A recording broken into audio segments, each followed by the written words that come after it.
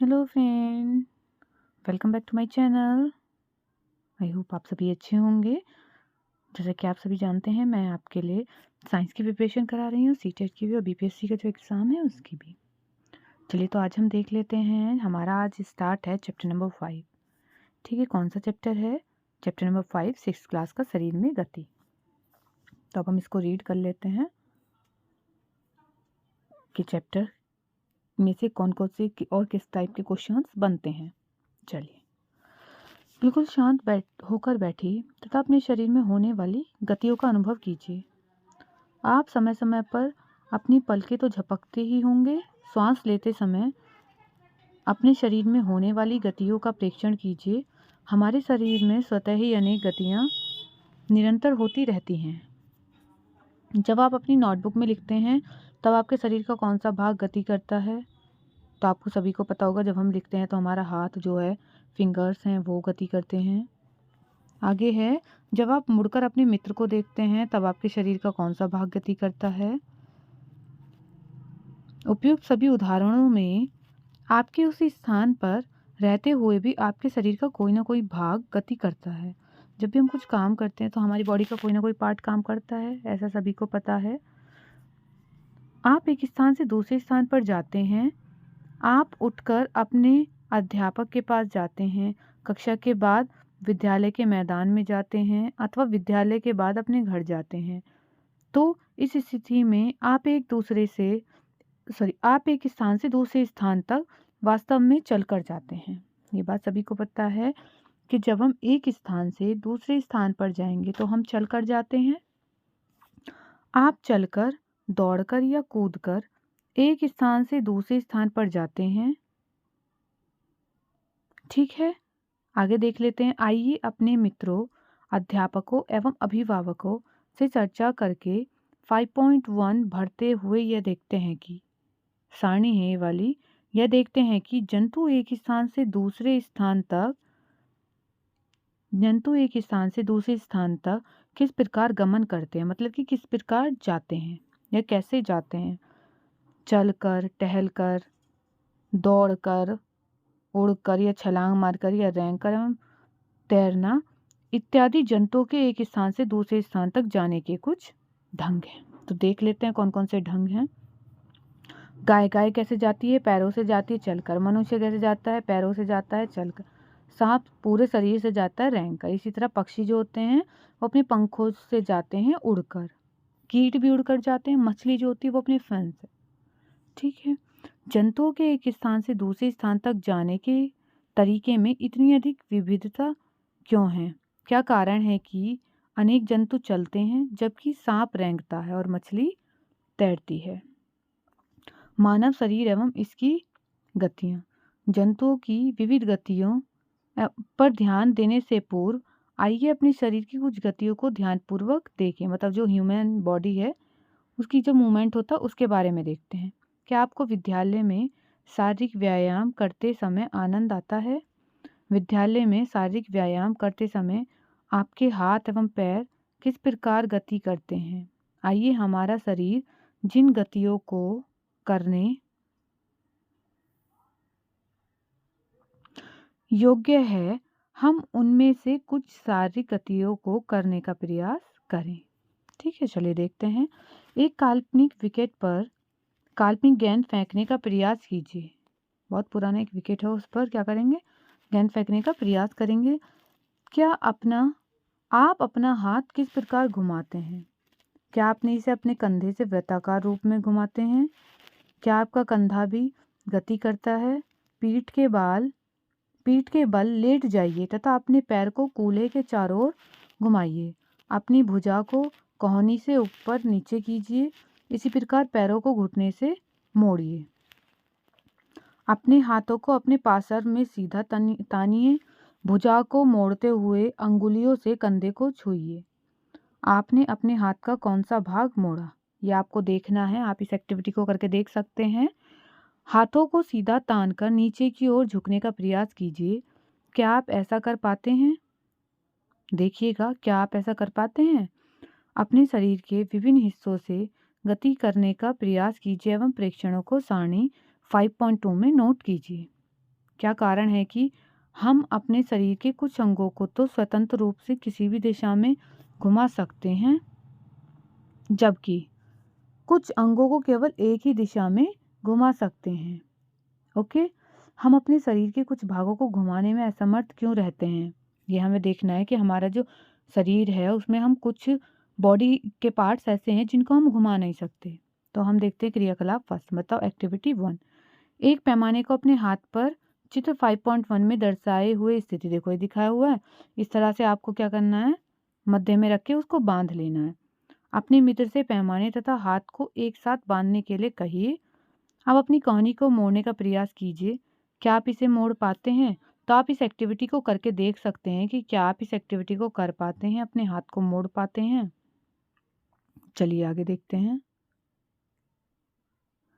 क्या आपने ध्यान दिया कि शरीर के विभिन्न भागों को उसी स्थान से मोड़ अथवा घुमा पाते हैं जहां पर दो हिस्से एक दूसरे से जुड़े हों?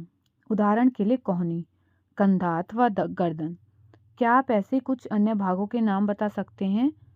इन स्थानों को संधि कहते हैं। यदि हमारे शरीर में कोई संधि नहीं होती तो आपके विचार में क्या हमारे लिए किसी भी प्रकार की गति करना संभव होता?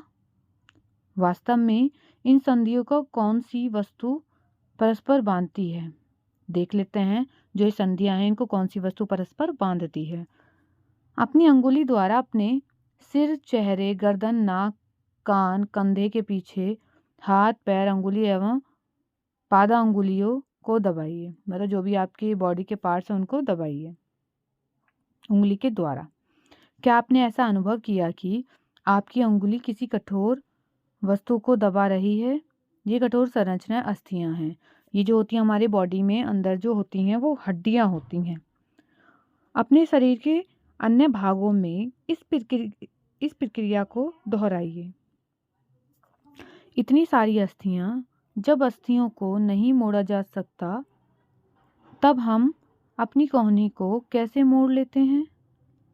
हाथ के ऊपरी हिस्से से लेकर कलाई तक एक ही लंबी अस्थि नहीं होती। ठीक है, आप भी देखते हैं हमारी कोहनी से हमारे कंधे से लेकर जो हमारी कलाई है उस तक एक ही हड्डी नहीं होती है। वास्तव में अनेक अस्थियां कोहनी तक जुड़ी रहती हैं। इसी प्रकार हमारे शरीर के प्रत्येक हिस्से में अनेक अस्थियां हैं।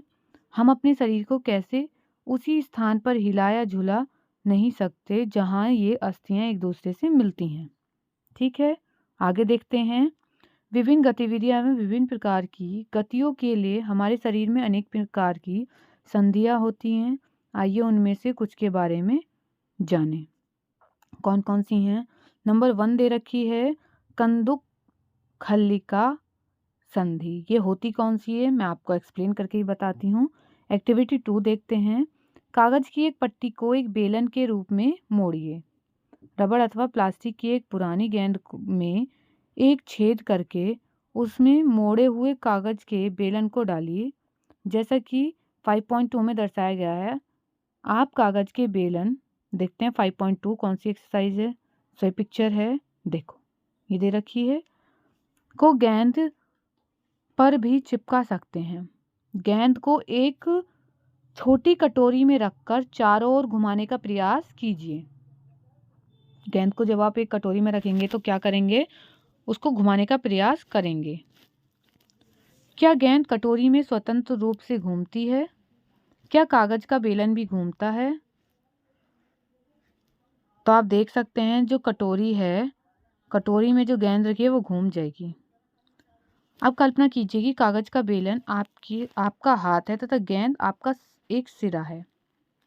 कटोरी कंधे के उस भाग के समान है जिससे आपका हाथ जुड़ा है। एक अस्थि का गेंद वाला गोल हिस्सा दूसरी अस्थि की कटोरी रूपी गुहिका में धंसा हुआ है। तो ये कंदुक खल्लिका जो होती है ये हमारी कंधे वाली होती है। ठीक है, इस प्रकार की संधि सभी दिशाओं में गति प्रदान करती है।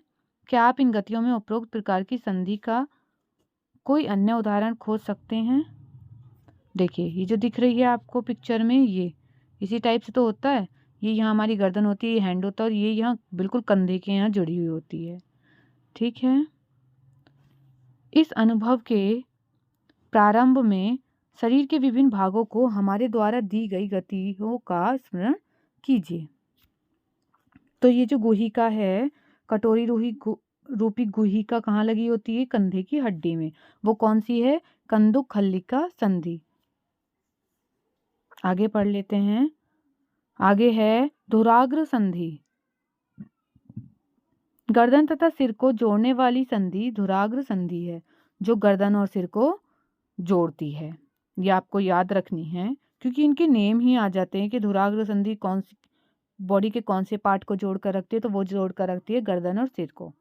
इसके द्वारा सिर को आगे पीछे एवं दाएं बाएं घुमाया जा सकता है। इन गतियों को करने का प्रयास कीजिए। यह गति हमारे हाथ की उस गति से किस प्रकार भिन्न है जिसमें कंदुक खल्लिका संधि द्वारा हाथ को पूर्णतः वृत्ताकार रूप में घुमा सकते हैं। देखो ये जो है यहाँ जॉइंट हुई हुई दिख रही है ना आपको। धुराग्र संधि में बेलनाकार अस्थि एक छल्ले में घूमती है। ओके, कैसे घूमती है?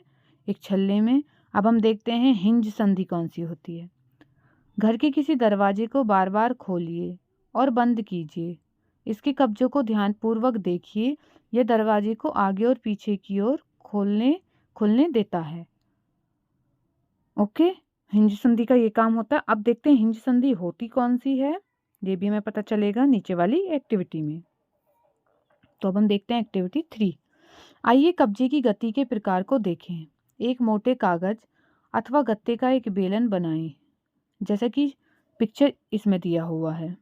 चित्र के अनुसार गत्ते अथवा कागज के बेलन के मध्य में छेद करके एक छोटी पेंसिल लगाइए। गत्ते का एक और टुकड़ा लेकर उसको इस प्रकार मोड़िए कि यह आधा बेलन बन जाए, जिस पर दूसरे बेलन को सरलता से घुमाया जा सके। आधे बेलन पर रखा पूर्ण बेलन कब्जे की भांति है। पेंसिल लगे बेलन को चलाने का प्रयास कीजिए।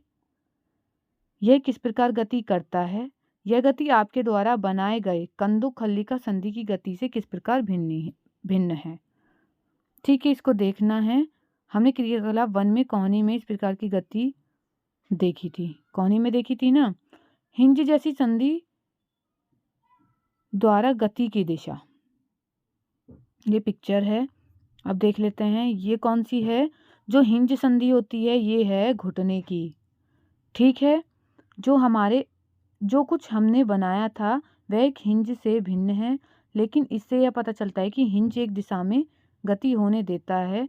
कोहनी में हिंज संधि होती है जिससे केवल आगे और पीछे एक ही दिशा में गति हो सकती है।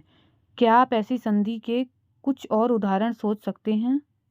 बताइए, कुछ और उदाहरण आप सोच सकते हैं? अगर पता है तो आप बताइए कौन से और उदाहरण हैं जिनके बारे में आप हमें बता सकते हैं। अब देखते हैं अचल संधि।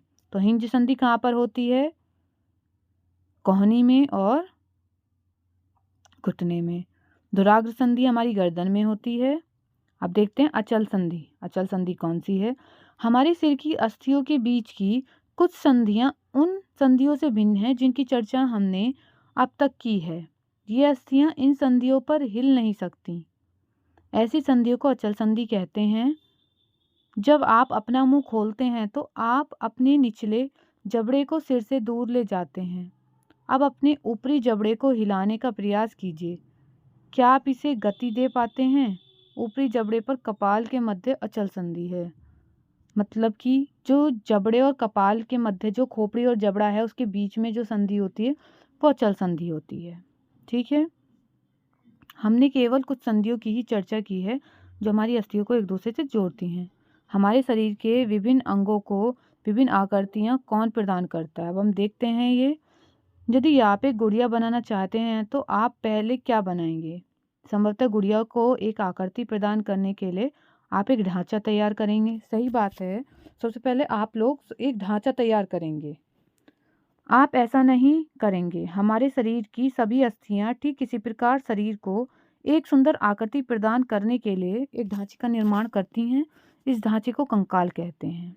ठीक है, क्या बोलते हैं इस ढांचे को? कंकाल। जैसे कि देखो आपको पिक्चर में दिखाया हुआ है, ये एक कंकाल है। हम कैसे जानते हैं कि यह मानव कंकाल की आकृति है? हम शरीर की विभिन्न अस्थियों की आकृति के विषय में किस प्रकार जान पाते हैं? शरीर के कुछ अंगों की मौजूद अस्थियां और उनकी संख्या तथा आकृति के बारे में हमें तब पता चलता है जब हम उसका अनुभव करते हैं। एक्सरे से हमें शरीर की सभी कठोर अस्थियों की आकृति का पता चलता है, तभी तो हम पता कर पाते हैं कि हाँ ये क्या है, यह एक कंकाल है। क्या कभी आपका अथवा आपके परिवार के किसी सदस्य का एक्सरे हुआ है? कई बार चोट लगने पर चिकित्सक एक्सरे करवाते हैं, जिससे उन्हें अस्थियों को हुई संभावित क्षति के विषय में जानकारी प्राप्त होता है। कभी कभी अगर आपने देखा हो आपके घर में या आसपास कहीं भी किसी की हड्डी टूट जाती है, तो उससे पहले क्या करते हैं, डॉक्टर बोलते हैं कि एक्सरा कराइए। वो एक्सरा क्यों कराते हैं? उससे ना हमारी जो बॉडी है उसकी जो हड्डी टूटी है उसका पता चल जाता है कि बॉडी की कौन सी हड्डी है वो टूट गई है। ओके, एक्सरे चित्र से हमें शरीर की अस्थियों की आकृति का पता चलता है। अपने हाथ के अग्र एवं ऊपरी भाग तथा पैर के निचले एवं ऊपरी भाग की अस्थियों का अनुभव कीजिए। आपको यह अनुभव करके देखना, एक्टिविटी करनी है। प्रत्येक अंग की अस्थियों की संख्या का पता लगाइए।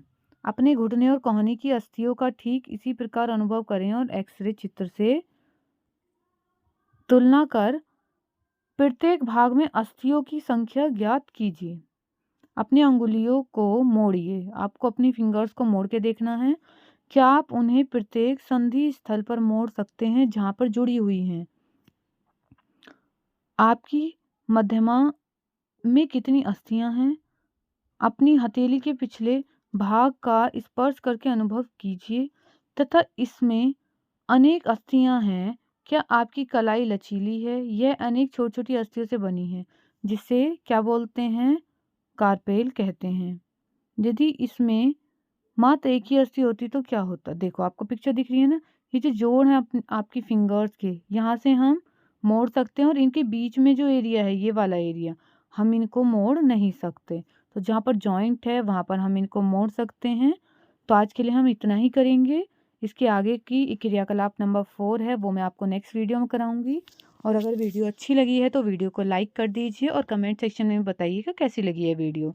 और अगर मेरे चैनल पर फर्स्ट टाइम विजिट कर रहे हैं तो प्लीज़ चैनल को लाइक डन भी कर दीजिए और बेल आइकन को भी प्रेस कर लीजिएगा।